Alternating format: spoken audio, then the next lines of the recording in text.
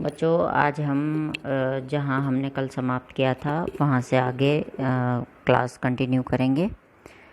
मोहनजोदड़ो जो है, ये मैंने कल आपको बताया था कि सबसे महत्वपूर्ण नगरों में से एक माना जाता है हड़प्पा सभ्यता का, क्योंकि बहुत से अवशेष यहीं से प्राप्त हुए हैं। मोहनजोदड़ो के बारे में मैं पहले आपको जानकारी दे देती हूँ। इसकी खोज 1923 में राखाल दास बनर्जी ने सिंधु नदी के तट पर सिंध प्रांत में की थी। यह एक नियोजित शहरी केंद्र है, इसीलिए भी इसका महत्व बढ़ जाता है। अब इसके शहरी केंद्र से पहले चर्चा करने से पहले मैं आपको ये बता दूं कि नगरीय सभ्यता इसे क्यों कहा जाता है, हड़प्पा सभ्यता को, और नगर होते क्या हैं।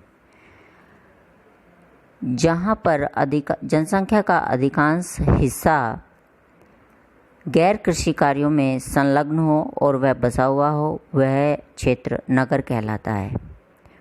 तो यहाँ पर अधिकांश गैर कृषि कार्यों से संबंधित लोग ही रहा करते थे।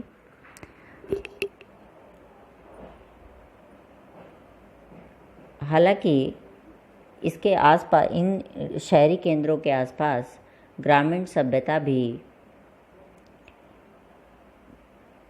थी, क्योंकि बिना गांवों के शहरों का अस्तित्व संभव नहीं है, यह सभी को पता है। और वहाँ से मोहनजोदड़ो में कच्चे माल और अनाज इत्यादि की आपूर्ति होती थी। अब चलिए इस बात करते हैं एक नियोजित शहर के बारे में। मोहनजोदड़ो एक नियोजित शहर। अब एक नियोजित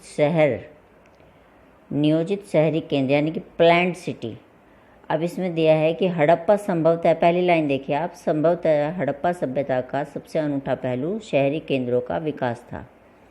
आइए ऐसे ही एक केंद्र मोहनजोदड़ो की ओर सूक्ष्मता से देखते हैं। हालांकि मोहनजोदड़ो सबसे प्रसिद्ध पुरा स्थल है, सबसे पहले खोजा गया स्थल हड़प्पा था। देखिए, सबसे महत्वपूर्ण मोहनजोदड़ो है, क्योंकि यहाँ से एक नियोजित शहरी केंद्र के प्रमाण मिले हैं। इसमें नीचे एक चित्र दिया हुआ है नगर का, और नगर में यहाँ दो चीज़ें दिखाई गई हैं, एक है दुर्ग और दूसरा है निचला शहर। दुर्ग कुछ ऊंचाई पर बना हुआ था। इसमें संभवतया कुछ वर्ग के लोग, यानी राजा उसका परिवार, वे लोग निवास करते थे। निचले नगर में साधारण जनता निवास करती थी। अब हम आगे की ओर बढ़ते हुए देखते हैं कि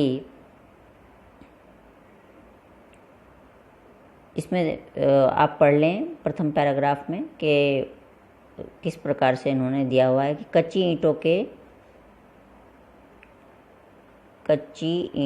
के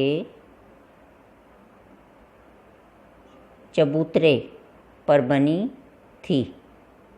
दुर्ग बताया है इन्होंने क्रमशः, कच्ची ईंटों के चबूतरों पर बना दिखाया हुआ है। लेकिन मैं आपको बता दूं जानकारी के लिए कि सिंधु घाटी सभ्यता से जितने भी नगरीय स्थल प्राप्त हुए हैं, विशेषकर मोहनजोदड़ो, वहाँ पर जो दीवारें मिली हैं, दीवारों में आज भी जो ईंटें निकली हैं वो लाल रंग की हैं, पक्की हुई ईंटें हैं, भली प्रकार से उन्हें पकाया गया है। उनका अनुपात आज की ही ईंटों के समान है। अब इसमें हड़प्पा की दुर्दशा, ये आपके लिए बहुत इम्पोर्टेंट है, इसे थोड़ा सा आप लोग पढ़ लीजिएगा। अब जब एक प्लान्ड सिटी की हम बात करते हैं तो बात आती है उसके ड्रेनेज सिस्टम की। यानी कि नालों का निर्माण। यहाँ पर देखिए एक चित्र भी दिया गया है नाले का एक नाली और उसका विशाल प्रवेश द्वार है, विशाल प्रवेश द्वार जहाँ से होकर के शहर का पानी नगर से बाहर जाता था। इसमें एक बात और महत्वपूर्ण हो जाती है कि नालों का निर्माण इसमें दिया हुआ है, और इसमें सबसे महत्वपूर्ण बात हो जाती है कि ग्रिड पद्धति के हिसाब से सड़क और गलियां और नालियां सभी बनी हुई थी। ग्रिड पद्धति दूसरे शब्दों में कहा जाए तो इस प्रकार से कह सकते हैं, ये जो मैंने आपको बनाकर दिखाया है ये ग्रिड पद्धति कहलाती है। इस प्रकार से वहाँ पर बने हुए थे, और नालियाँ जो हैं, नालियों में घर का पानी सीधा ना जा कर के, सीधा बाहर ना जा कर के, वो घर में ही एक नांद बनी होती थी, नांद में इकट्ठा होता था पानी। वहाँ पर जो अतिरिक्त कूड़ा था वो नीचे बैठ जाता था। उसके बाद जो पानी था वो घर की नाली से निकल करके गली की नाली में, और गली की नाली से सड़क की नाली में, और सड़क की नाली से होते हुए नगर से बाहर चला जाता था। नालियों के साफ सफाई और रख रखाव के लिए भी उचित व्यवस्था इन लोगों ने बनाई हुई थी। जगह जगह पर मेन होल बनाए गए थे जिनसे नालियों को साफ किया जाता था।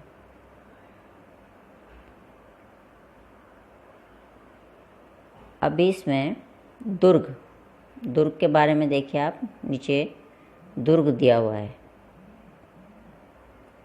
इसमें दिया है धोलावीरा तथा लोथल जैसे स्थलों पर पूरी बस्ती किलेबंद थी तथा शहर के कई हिस्से भी दीवारों से घेर कर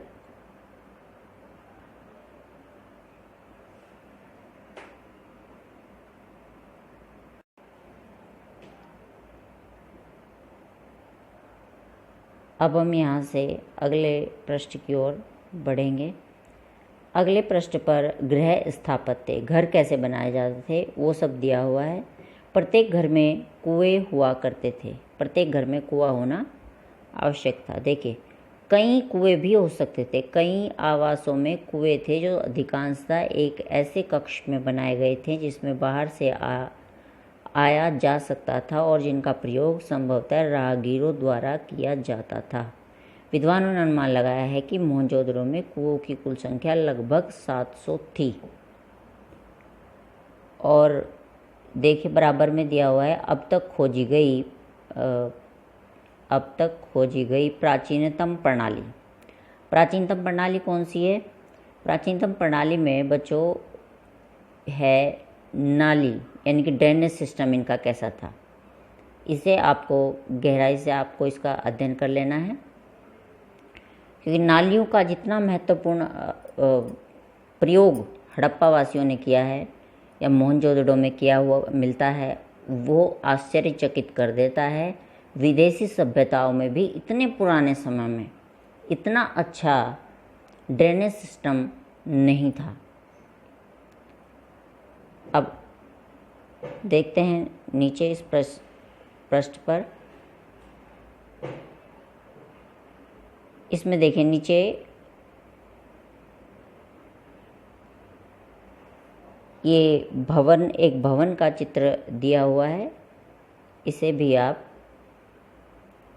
अच्छी प्रकार से देख लें।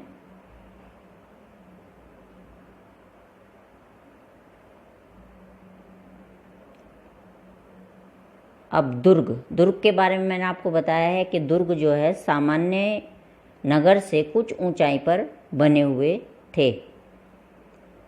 इसमें बहुत बारीक बारीक चीज़ें दी हुई हैं जो आपको पढ़नी है। कहाँ महाविद्यालय, विशाल स्नानागार। देखिए विशाल स्नानागार बहुत आता है एग्ज़ाम में। व्हीलर द्वारा खोदी गई गहरी खाई, ये सब दिया हुआ है। विशाल स्नानागार दिया हुआ है, विशाल आंगन दिया हुआ है। महाविद्यालय, मार्शल द्वारा खोदी गई गहरी खाई। दुर्ग में सामान्यतः उच्च वर्ग के लोग ही निवास करते थे। इनमें एक माल गोदाम एक ऐसी विशाल संरचना है जिसके ईंटों से बने केवल निचले हिस्से शेष हैं, जबकि ऊपरी हिस्से जो संभवतः लकड़ी से बने थे बहुत पहले ही नष्ट हो गए और विशाल स्नानागार सम्मिलित है।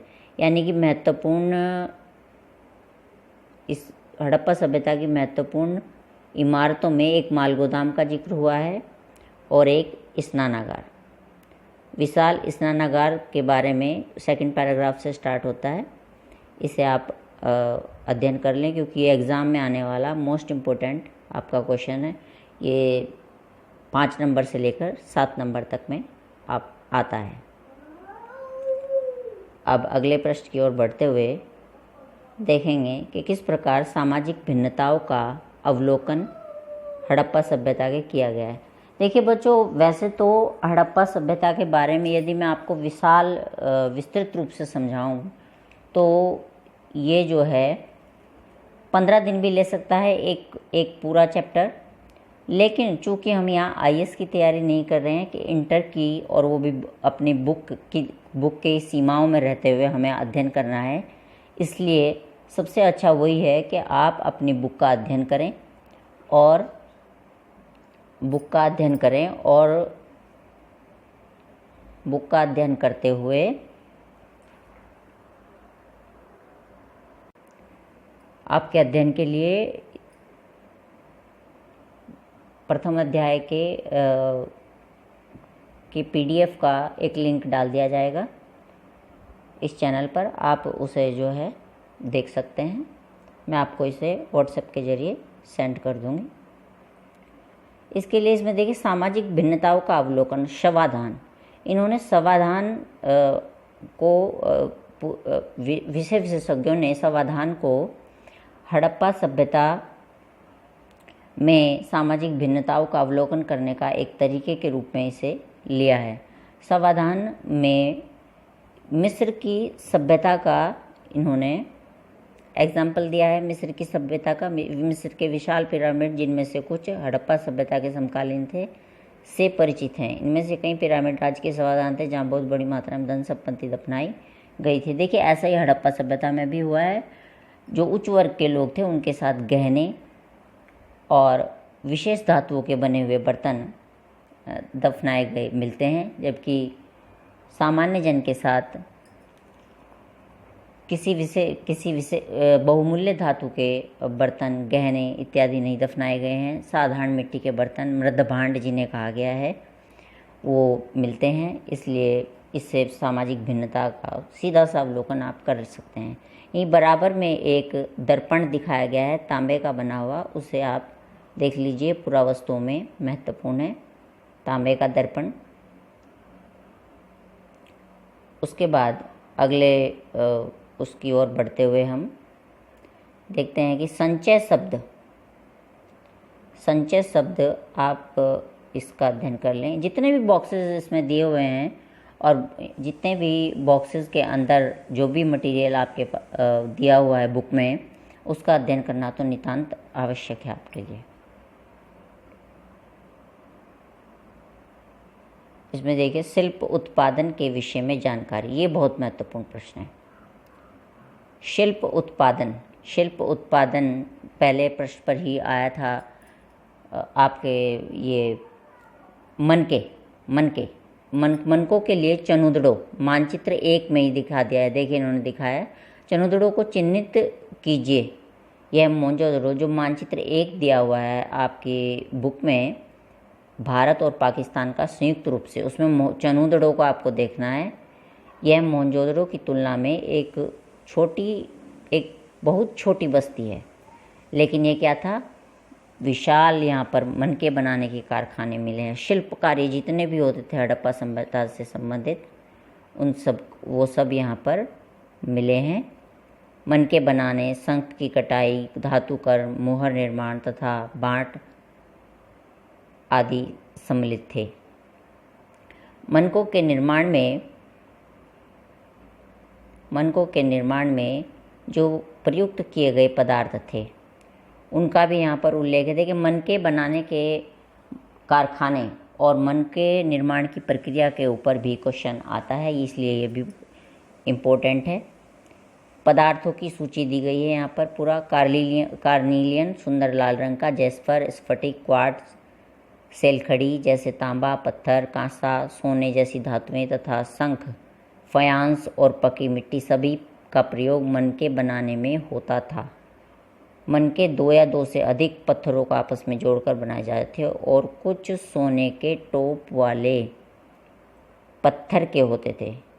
ये कई आकार के थे। देखिए, जैसा कि आपने बुक के प्रथम पृष्ठ के प्रथम अध्याय के प्रथम पृष्ठ पर ही आपने देख लिया था, कुछ इसमें से बेलनाकार हैं, चक्राकार हैं, गोलनाकार हैं, ढोलनाकार हैं। इस प्रकार विभिन्न प्रकार के हैं और उन पर अलग अलग प्रकार से कारीगरी की गई है। अगले पृष्ठ की ओर बढ़ते हुए, इसमें पूरा वही मनकों का ही वर्णन है। मनके बनाने के लिए सेलखड़ी के भी बताए गए हैं इसमें, सेलखड़ी, और इनकी पूरी प्रक्रिया बताई गई है, किस प्रकार से इन्हें बनाया जाता था, फिर इन पर किस प्रकार से चित्रकारी की जाती थी, सभी कुछ बताया गया है। बराबर में चित्र है, चित्र में दिया हुआ है मिट्टी की बनी पुरावस्तुएं हैं। ये मृदभांड हैं। मृदभांड अर्थात मिट्टी के बने हुए बर्तन, इनका अध्ययन अत्यंत आवश्यक है। आज की वीडियो में इतना ही। इसका आप भलीभांति अध्ययन कर लें। चैप्टर का मैं एक बार पुनः आपसे फिर कह रही हूँ छात्रों कि आप के लिए अपनी पुस्तक का अध्ययन नितांत आवश्यक है। उसके पश्चात ही आप सही ढंग से क्वेश्चन आंसर सॉल्व कर पाएंगे। क्वेश्चन आंसर के ऊपर चर्चा मैं जब ये चैप्टर लास्ट होगा, इसकी लास्ट वीडियो होगी, तब मैं उसके ऊपर आपसे चर्चा करूँगी।